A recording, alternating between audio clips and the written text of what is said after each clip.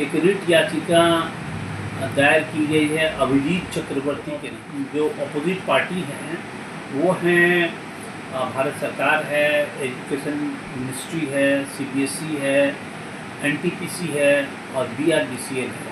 BRBCL बहुत लोग नहीं जानते हैं, तो जान लीजिए वो एनटीपीसी का ही एक सॉवरेन कंपनी है, भारतीय रेल बिजली कंपनी लिमिटेड। इस केस में ऐसा हुआ कि एक और प्रमुख लोग हैं, वो हैं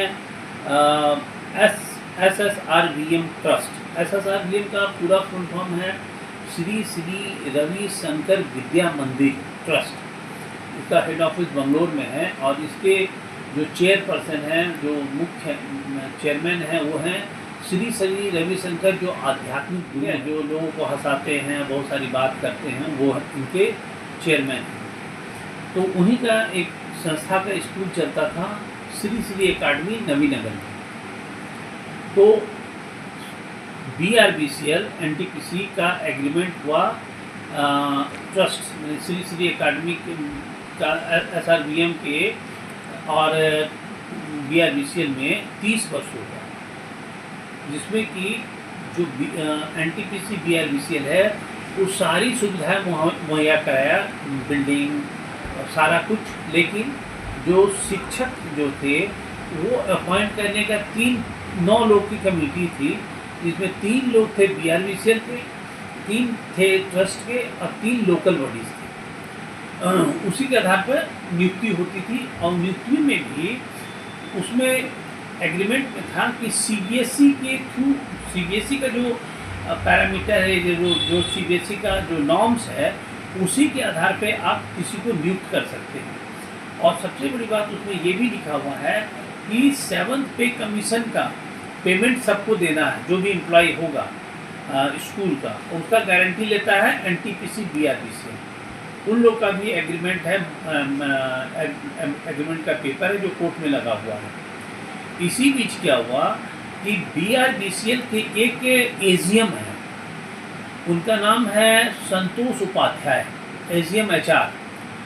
उनको लगता है कि एनटीपीसी बीआरबीसीएल के मालिक वही हैं।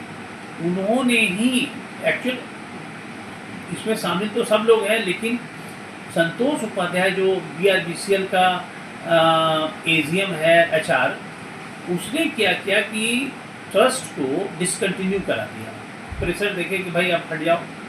जबकि नियम था, जो एग्रीमेंट बना था, उसमें ये कहा गया था कि आप जो हैं, अगर दोनों में से कोई पीछे हटता है तो सेशन के 30 सितंबर को आपको बताना होगा। सेशन मान लीजिए आपको 26 में हटना है, तो 25-26 का सेशन के 30 सितंबर को, मैंने 2025 के 30 सितंबर को आपको बताना होगा कि भाई आप हट जाइए, या ये बोलेगा कि मैं नहीं करूँगा। लेकिन बीआरबीसीएल क्या किया कि इससे एक लेटर ले लिया 20 अप्रैल का, नहीं सॉरी 20 मार्च का एक लेटर ले लिया कि मैं डिसकंटिन्यू कर रहा हूँ ट्रस्ट से। और 31 तारीख को बाल भारती नाम के एक संस्था से एग्रीमेंट कर लिया कि आप स्कूल चलाइएगा।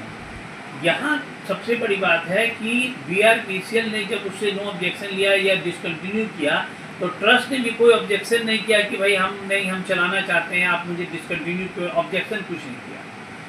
और चूंकि इसको दूसरे को देना था, इसलिए वो दूसरे बाल भारती को दे दिया। उसमें भी एक बड़ी बात है कि उस बीआरबीसीएल ट्रस्ट को, SSRVM ट्रस्ट को 91 लाख रुपया देता था, जिससे कि वो जो पैसा कम हो जाए किसी को तो उस शिक्षक को दे सके।